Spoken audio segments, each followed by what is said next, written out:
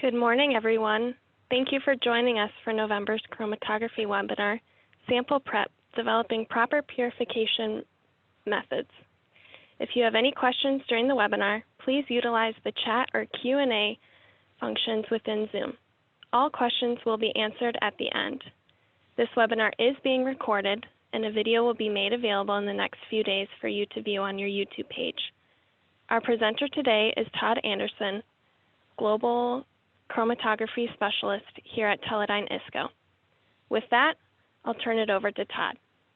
So today's agenda is going to be just sample loading techniques, solvent matrix effects, and sample preparation devices and techniques.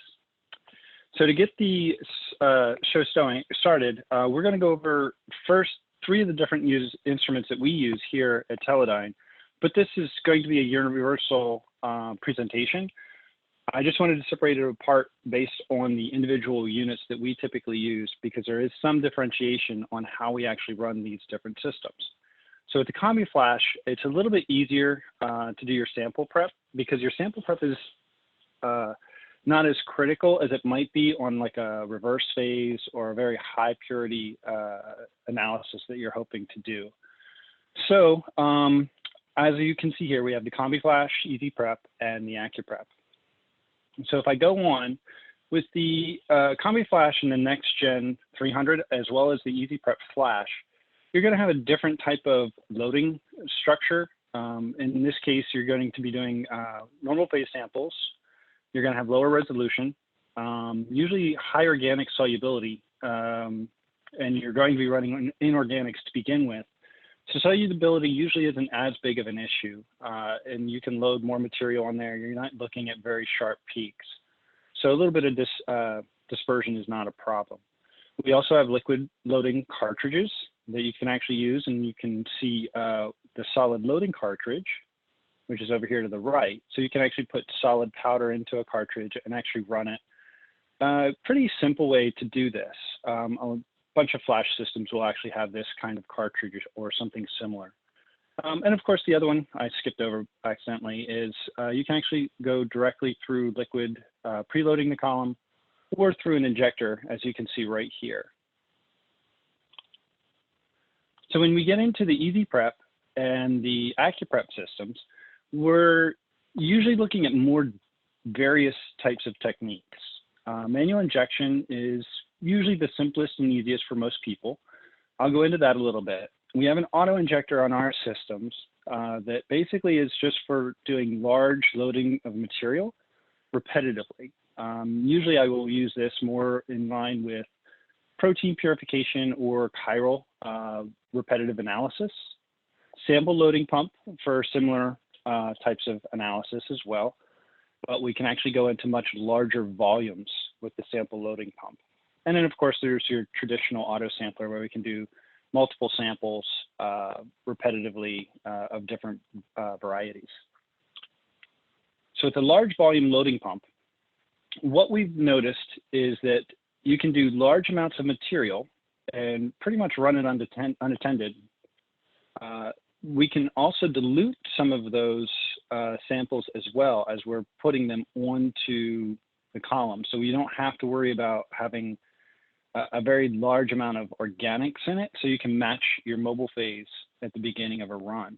Typically, we're loading with water-soluble compounds in reverse phase for proteins and such.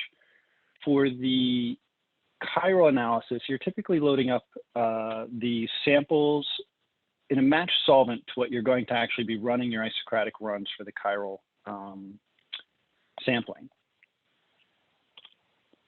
As you can see here, what we did as a test was to run 1 ml of sample, which is just a universal test mix, which is typically diluted up into methanol and just a little touch of water. So this is how we typically test our systems out to make sure that they're properly running and that they're installed properly. When we try to do the loading pump and we do this and do a large scale injection, as you can see, the methanol is smearing a bunch of the material through in your void volume. And it's also distorting very badly the actual peaks of interest. As you can see here, about 6 and just shy of 8 minutes. And right there is where it's supposed to be. And we're just getting really bad chromatography from that. If we go ahead and do something with the system, where as you can see right here in the beginning of the run, we've actually loaded the sample and we've diluted it with the mobile phase condition of the initial. And we've also pumped our system, our same exact solution, 10 mils of it over the course of 1.5 to 2 minutes, and then did about a 30-second wash of that same material. You'll notice how sharp these peaks have become. So granted, we've extended our run a little bit by the loading capacity, but the fact that we can actually go from the previous run and have beautiful separation, we could load way more amounts of material. So if you did have maybe 100 or 200 mils, we could very easily load that material onto the column and still get full resolution from those two compounds.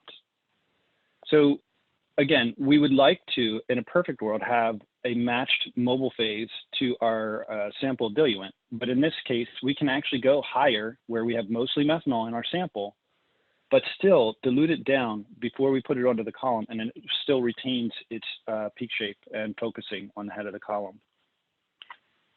So what are the different aspects of the different solvents that you could possibly use? Starting mobile phase condition, which is typically water in reverse phase, is going to be your preferential in all cases. It has little to no effect on your resolution, but it does provide a negative of the fact that we do have poor solubility in it. Methanol and acetonitrile will give you a little bit higher solubility, but then you also get the peak distortion that we saw just a few moments ago. I preferentially have done DMSO for many years for my sample loading because it's very soluble. It takes up just about everything that you want. You get less peak distortion. Granted, there's always a trade-off no matter what you're running, whether you're, you want to compromise. So with the DMSO, it might be very soluble, but it's also going to possibly have a little bit of smearing, but not nearly as bad as what you would see from the methanol or acetonitrile. It does have very high solubility, which is also a negative, because when we dissolve your compounds, you will also dissolve other materials that we may not necessarily want to have on your column, such as palladium or other types of metallic catalysts could potentially cause damage to both the column and the system. So we'll go into that a little bit later, but there's also a UV chromophore issue that you need to look at. That's one of the reasons why I personally prefer DMSO over DMF, because you can actually just look at the 220 and sort of disregard the 210 to 220 wavelength if you're running a 254 compound, wavelength compound. DMF gives you both 254 and 210. And I've recently come across some customers who have actually been using DMA. And it's something that I haven't tried, but I will look forward to trying that a little bit in the future. So here's just to give you an example of what we were able to come up with running methanol, DMSO, and water. Obviously, as I was mentioning, water has some solubility issue. And one of the side products of actually trying to get the sample into solution, we inadvertently were heating it up to try and put it into solution. And of course, we had a little bit of a degradation. So even though water is a better system for getting peak shape, we are also getting some other side effects with the low solubility. In this particular case, we did get some decomposition, which you can see there's not really much of it in the other samplings. And the reason I know it's a decomposition is I can look at the 215 and 254 traces and notice that their ratios are nowhere near the same. So we are getting a byproduct of the heating. The methanol obviously looks pretty good, and so does the DMSO, but as you can see, we have the 210, 215 wavelength that we do have to worry about. This is also a good and bad, because the bad is it might inhibit you from seeing some breakthrough of your 210 compounds. But the other side is we know how much we're injecting, and we can actually use it as somewhat of a reference as to our loading capacity and how much we're actually putting onto the column at any given time. So if we don't see our compound come off, maybe we can look at troubleshooting by using the amount of DMSO on there. So next, we loaded it up with 200 microliter injection. As you can see, still water is maintaining itself without too much of a problem, but we're starting to see a little bit more of an issue with the DMSO, a little bit, but mostly more with the methanol. As we go up to 500 microliters, you'll see that we're actually starting to get breakthrough with the methanol, whereas the DMSO, we're still not seeing any of this 254 trace, which tells me that DMSO is still holding fairly stable at that higher concentration, even though we're not really seeing too much of a difference with the water. Once we get up to a 2 ml injection, everything goes out the window as far as the methanol and DMSO. The methanol, we're loading more material in the beginning of the run than what we are actually in the back half of the run. Water, we're still pretty much in the same location. We're getting a little bit of distortion maybe, probably more from overloading than anything else. But of course, DMSO is finally starting to break through as well. So these are some of the considerations that you need to look at when you're actually making up your samples. So now, given that, I'm going to go into a little bit of the sample prep techniques that we want to look at to try and prevent some of the issues that come up from these different solvents. So one of the considerations that I suggest everyone do, no matter how you load up your sample, no matter what solvent you're using, please, please, please, samples will always have some form of insoluble material, or you will just have even things like fuzz from the lab. So before we run our samples, we really suggest that customers will use either a particulate filter, which is just a simple disc that you can add on to the end of your syringe, and then basically pass your sample through that. It's a 0.45 micron disc. We don't suggest any particular brand. That's up to you guys. I've always pretty much just used Wattman filter discs. They're pretty easily obtained through Fisher or Aldrich, whoever you guys use for your consumables. The other option is actual different types of cartridges. And some of these cartridges, you can actually have a filter in them or some sort of a packing material in them that will actually keep stuff from going through into your sample loading tubes. These are some of the things when we do manual injection that we like to maintain a safer environment for your instrument as well. If you can see, this needle can actually pass through this standoff. Then if you push it in too far, what you in theory could do is score your rotor seals on the manual injectors. I've come across ways to actually help these not do that. But the safer way, if you're doing large amounts of material, is to actually use one of these. And these come with our systems for the manual injector. It's a little bit larger diameter. As you can see, it's a fixed distance, so you don't have to worry about that going in too far. And it greatly increases the longevity of the rotor seals, so you don't start losing material through your injection process off to waste before you ever even get it onto the column. The other item we have here is a filter. As you can see by the thickness of it, it's not very thick. It's just a standard porosity filter that we would typically put in line after your injection and before your column. This is basically a backup, if you will, for the filtration that you may or may not have done previously. As samples sort of sit around, they could also precipitate as they're waiting in line to get sampled. So we may actually have some particulates that would actually get into the system, and this will actually help alleviate, alleviate some of the particulates getting to your main column. So this will save your main column from having damage.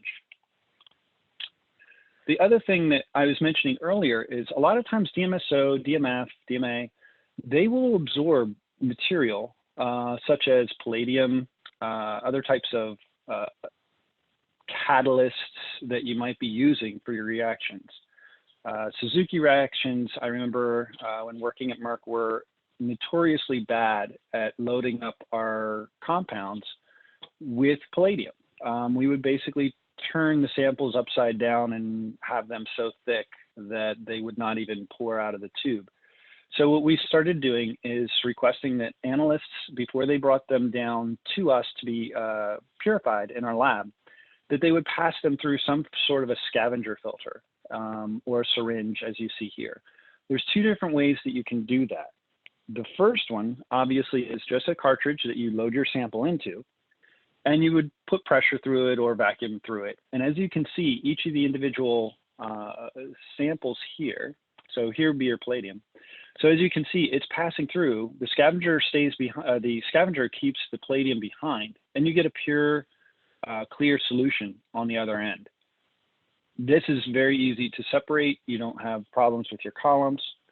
The other option is another thing you can purchase is just basically a different type of loose packing, where you just basically put it into your material, and the scavenger will actually chelate the metals, absorb them, and then it'll filter down. Either you can let it just settle, you can spin it out, or as always, I still suggest going through some form of a filtration cartridge.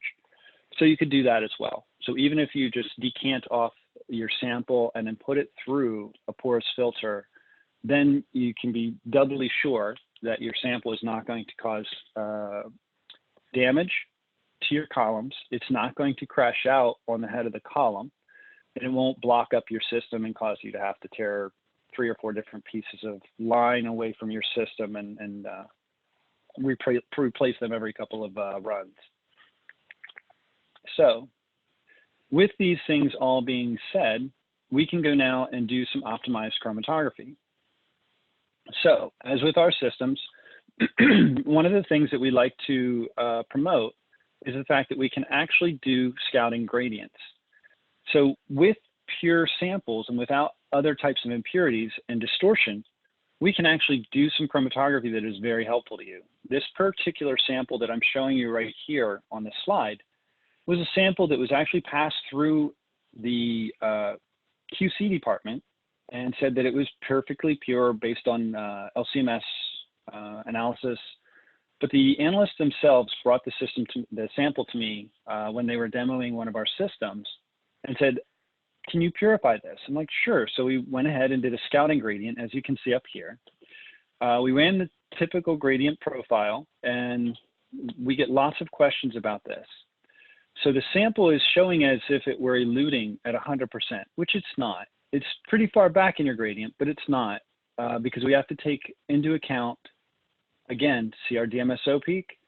I know that we can take about 1.1 minutes off of this peak and bring it forward to about here. So we're probably a little bit more close to about an 80 to 90% start for a gradient profile for an optimized separation. So if we bring that back down here and actually do this optimized separation, we're getting 2 completely different peaks. One of them is actually a 30% impurity, which is what the customer observed by NMR when they didn't quite trust their analytical department. I found all this out after we actually made the injection, but we were able to go from a 1 milligram scout up here to about a 30 milligram purification on a 2 centimeter column. Actually, it was a 3 centimeter for this one. My apologies. So in this one instance, we were able to actually save the customer from sending out an impure sample and causing some really troubling questions later on down the stream. The other scenario, as you can see, this compound was from the same lab. Again, about 1.2. We'll go back. We're looking at about 4 minutes. So we're pretty far back in the gradient run as well. So what we were looking at here is a compound that they were only able to purify partially and was not getting very high purity on them. So they could only do about 4 to 5 milligrams per injection for that particular compound. We were able to get up to at least 20 milligrams on column, as you can see here, with still complete resolution, just by focusing the gradient with our focus gradient generator. And I think that's pretty much it, but I do want to thank Sujin Kwan at the University of Pennsylvania, who's here local to me. She was the person who I was able to use her system, and she provided the samples as well as her system for me to do some of the work that you saw here today. Are there any questions now? Now, this is where it gets tricky because I'm going to have Liz step in and sort of take over from here. And I think do you want me to go ahead and stop the share, Liz? So you can Nope, you can keep your screen up just like that. Looks great. I'll give people 1 or 2 more minutes to enter in their questions. You can use the Q&A feature or the chat feature, and we'll have Todd answer any questions. Doesn't look like anything came through during the presentation. I also want to take a minute to thank everyone for joining this November chromatography webinar. It was recorded, so we will make that video available to you within the next few days. And if you have any questions, please feel free to reach out to me directly through Zoom, and I'll forward it along to the right person, or use our website and submit a request, and we'll get in contact with you.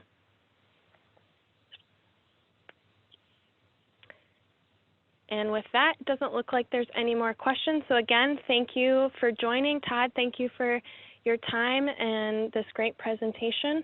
And I hope that everyone has a great rest of your day. Thank you. Thank you, everyone. If you have any questions, feel free to reach out. I am on LinkedIn, and you can also reach out to the emails that you received for the registration and just follow up with those, and we can follow back up with you. Thank you for all attending. Appreciate it. Have a great day.